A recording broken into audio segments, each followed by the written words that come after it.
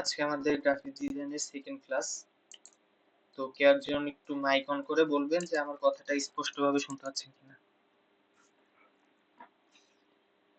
Mic on করে কে একজন বলবেন শুনতে পাচ্ছেন কিনা। জি স্যার, শোনা যাচ্ছে। ওকে। তো গতকালকে আমরা এই ফটোশপের বাইরের পুরো ইন্টারফেস সম্পর্কে ধারণা নিছিলাম, যে কিভাবে আমরা একটা ক্যানভাস নিব এন্ড ওই ক্যানভাসটা মডিফাই কিভাবে করব। আরেকজনকে জয়েন করব। তো এটা নিয়ে ক্লাস হচ্ছিল কালকে। তো বাইরে কিভাবে আমরা একটা সাইজ নিব ডিজাইনের জন্য সেটাই আর কি জানছি।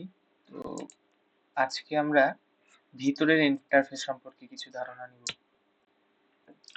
ভিতরের ইন্টারফেস বলতে এই যে উপরে যেটা দেখছি এটা হলো আমাদের মেনু বার।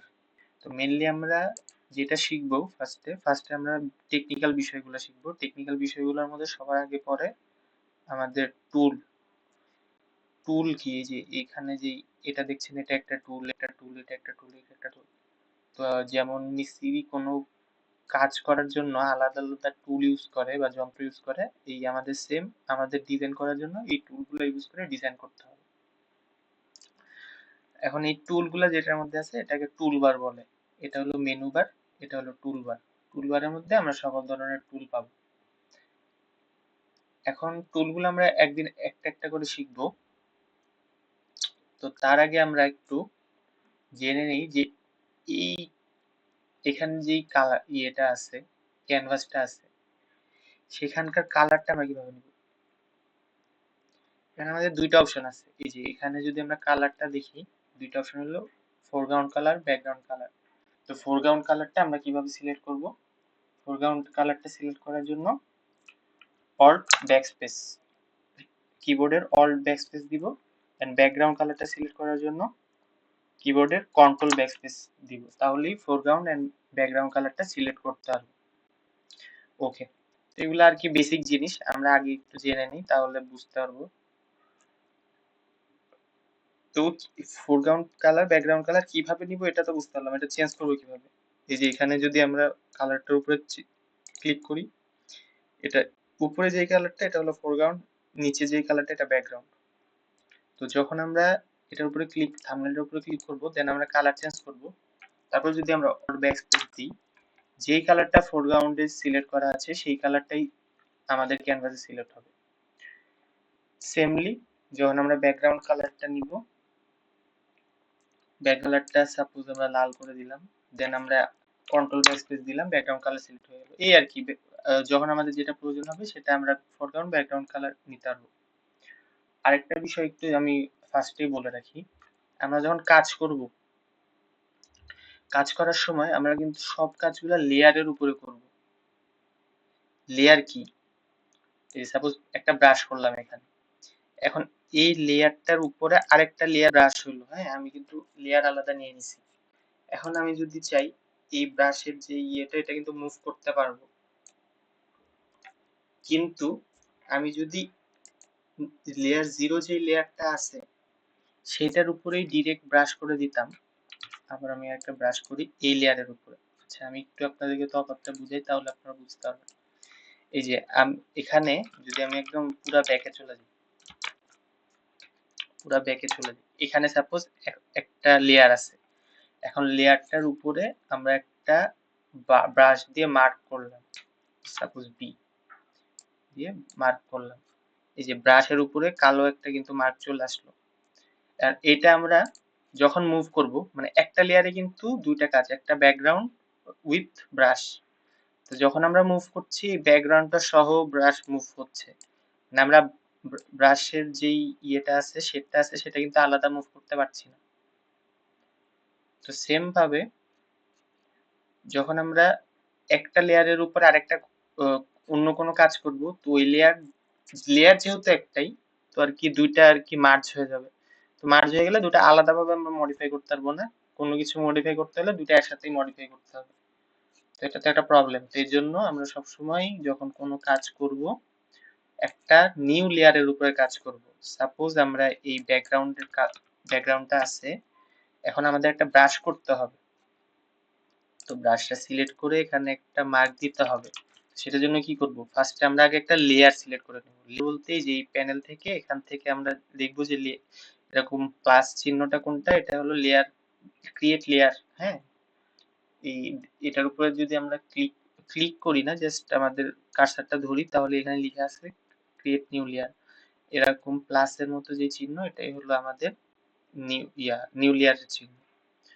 তো কোনো কাজ করার আগে সবসময় নিউ লেয়ারটা নিয়ে নিব, এন্ড ওটার উপরে যখন কাজ করব তখন কিন্তু এই লেয়ারের উপরে ব্রাশটা হলো, আমরা কিন্তু এখানে থাম্বনেলের উপরে দেখতে পাচ্ছি যে একটা কিছু হয়েছে এখানে। তো যখন আমরা এটাকে করব তখন কিন্তু নিচের এটা আলাদা হচ্ছে না, এটা আমাদের মডিফাই করা লাগছে না, এটা আমরা আলাদাভাবে মডিফাই করতে পারছি। এটার যদি আমরা কারণ দেই, যে যেমন যদি দেয়ালে আমরা কোনো কিছু পেইন্ট করি, তারপরে কিন্তু কোনো কিছু পেইন্ট করি অথবা আঁকি, পেন্সিল দিয়ে সাপোজ কিছু আঁকলাম দেয়ালে, এখন ওটাকে কিন্তু মুছতে হলে অনেক ঝামেলা করে মুছতে হবে, আর এমনি সাধারণভাবে মুছা কিন্তু সম্ভব না। কিন্তু একই জায়গায় যদি আমরা উপরে একটা কাগজ রাখি, দেন ওটার উপর পেইন্ট করি, ঠিক কিন্তু আমরা কাগজটা যেখানে সরাবো সেখানেই পেন্টিংটা সরবে। এখানেও সেম, যে লেয়ারটা আমরা সবসময় একটা আলাদা লেয়ার রাখবো, যে কোনো কাজে আলাদা আলাদা লেয়ার রাখলে তখন কি হচ্ছে, আলাদা আলাদা ভাবে আমরা সেটাকে মডিফাই করতে পারছি পরে। আচ্ছা, কারো কি সমস্যা হচ্ছে কিনা একটু মাইক অন করে বলবেন, কারণ ক্লাসের মধ্যে অনেকেরই সমস্যা হইতে পারে। যদি বুঝেন তাও বলবেন মাইক অন করে।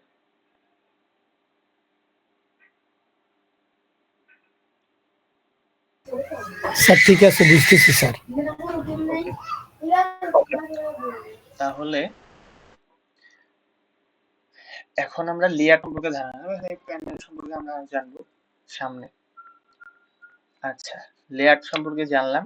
এখন টুলবারের সর্বপ্রথম এন্ড সবচেয়ে ইম্পর্টেন্ট টুল হলো আমাদের এই যে মুভ টুল।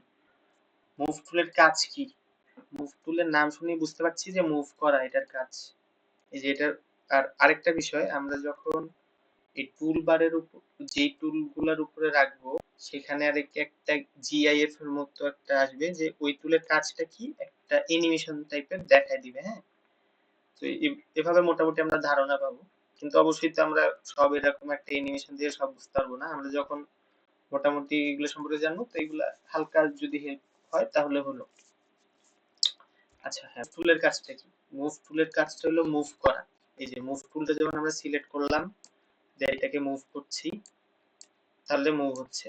কিন্তু আমি যদি এখন অন্য কোনো টুল সিলেক্ট করে রাখি, দেন এটাকে মুভ করতে চাই, এই লেয়ারটাকে মুভ করতে, লেয়ার কিন্তু মুভ হচ্ছে না। এই যে কোনো এক একটা টুলের এক একটা কাজ, এখন যেই টুলটা সিলেক্ট করছি আমাদের ফটোশপ তো সেই কাজটাই করছে নাকি।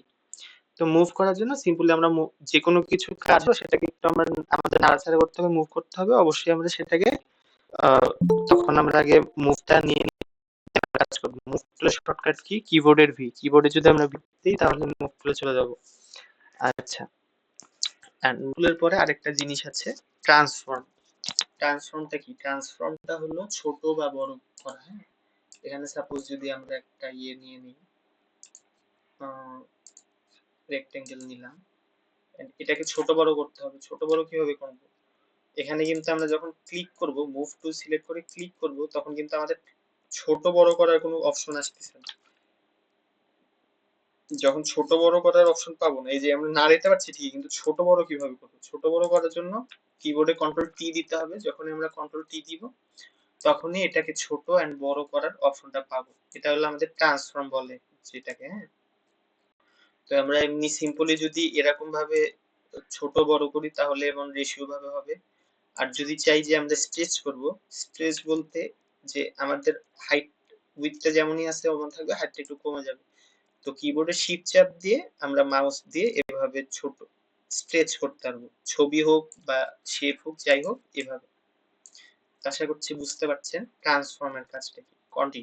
ট্রান্সফর্ম করতে গেলে আগে মুভ টুলটা সিলেক্ট করব, দেন কন্ট্রোল টি দিব, তাহলে ট্রান্সফর্ম করতে পারবো যে কোনো কিছু, সেটা পিক্সেল হোক, রাস্টার হোক, ভেক্টর হোক, সবকিছু। ওকে, দেন এখানে মুভ টুল ট্রান্সফর্ম আমরা জানলাম। আরেকটা বিষয়, এখন আমাদের এই ক্লাসে আমরা আরেকটা টুল সম্পর্কে মোটামুটি ধারণা নিতে পারি, আমাদের কিন্তু সামনে হেল্প হবে, সেটা হলো এই যে রেক্টেঙ্গেল মার্ক স্যার এই জিনিসটা যদি আরেকবার দেখাতেন স্যার, স্যার এই জিনিসটা আরেকবার ট্রান্সফর্ম। দেখান স্যার। জি, জি জি ওকে। এই যে ট্রান্সফর্মের এটা আর কি, যখন আমাদের কোনো শেপ অথবা ছবি, যদি এখন আমি এখান থেকে কোনো একটা ছবি দিই, সাপোজ এই ছবিটা নিলাম, আর এই ছবিটা আমি এখানে রাখলাম,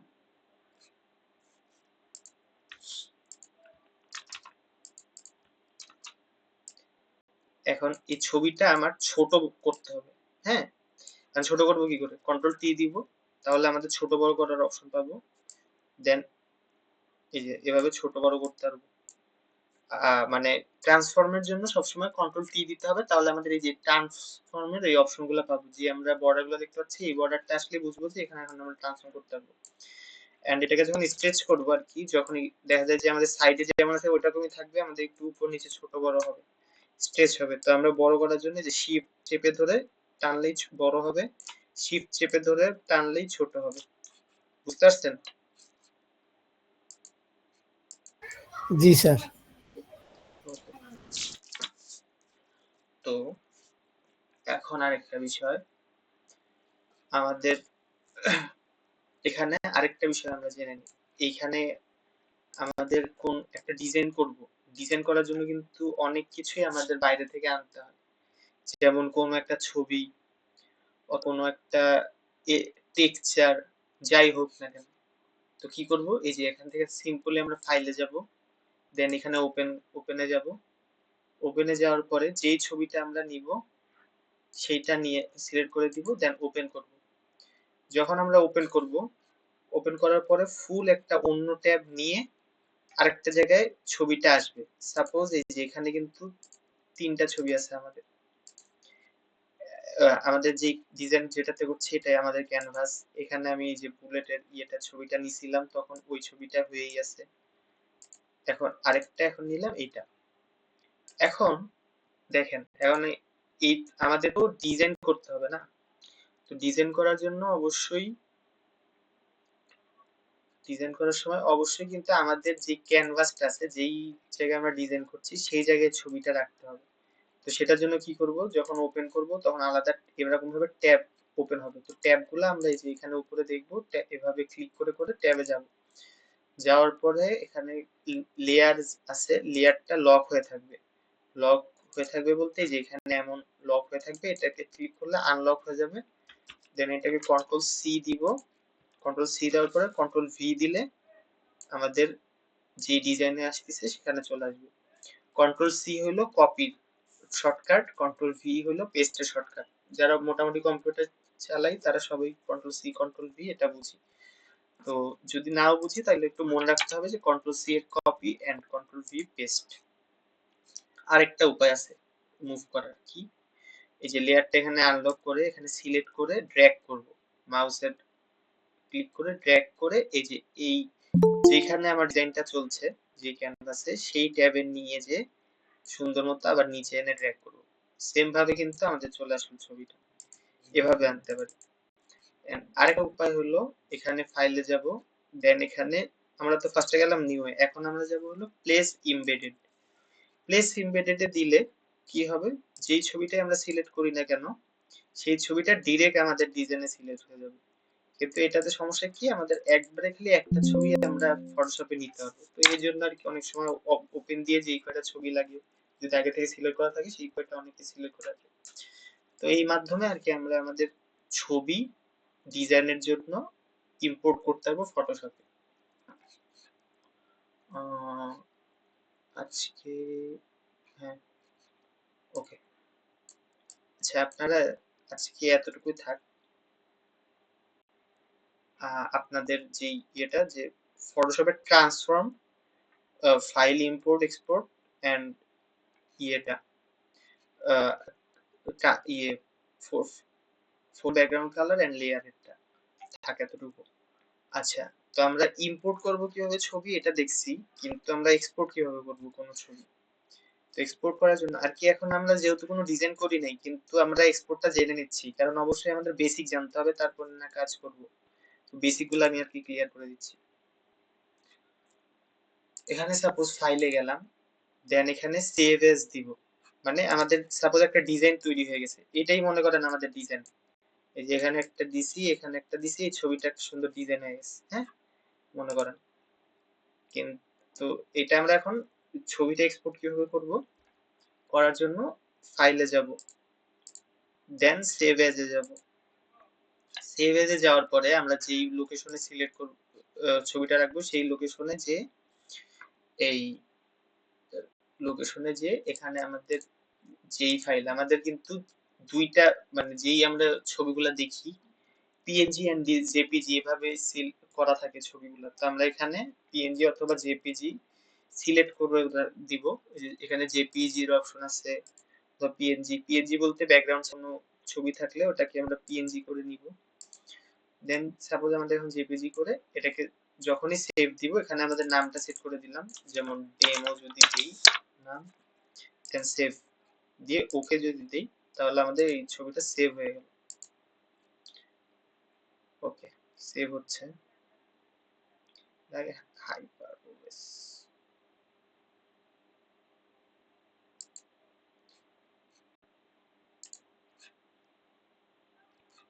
ডাউনলোডসে আসেনি, মেবি লোকেশন ডাউনলোড ছিল না। ওকে, মানে সাপোজ সেভ এজ দিলাম, দেন এখন আমাদের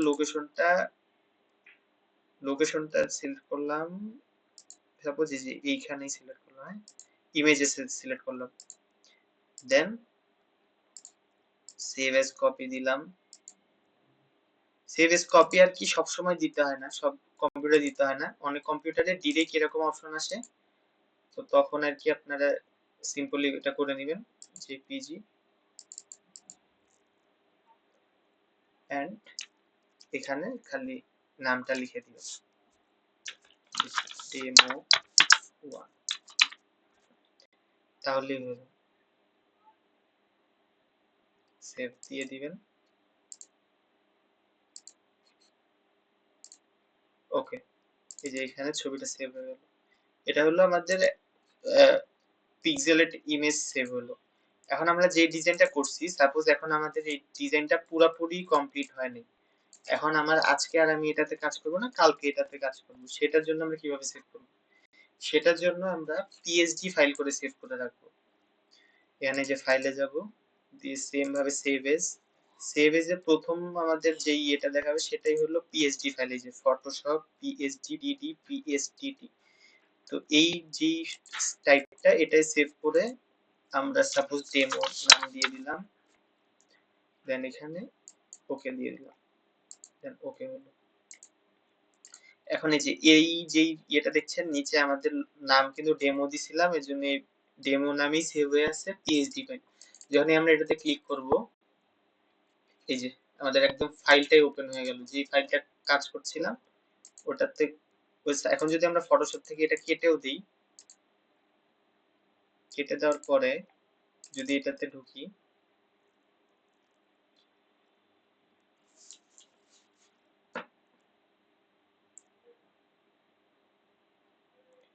তাহলে যেখান থেকে শেষ করছিলাম সেখান থেকে আমরা ডিজাইন আবার শুরু করতে পারবো। তো এভাবেই আর কি আমরা সাধারণ ইয়ে করব।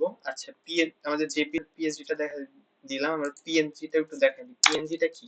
পিএনজিটা কিছুই না, যদি ব্যাকগ্রাউন্ড না থাকে আমাদের কোনো, মানে দেখা যায় কোনো লোগো আমাদের ব্যাকগ্রাউন্ড ছাড়া ইয়ে করতে হবে, তো তখন কি, সাপোজ আমাদের এই ছবিটাই আমাদের কোনো ব্যাকগ্রাউন্ড রাখবো না, এই যে এখানে ব্যাকগ্রাউন্ড লেস,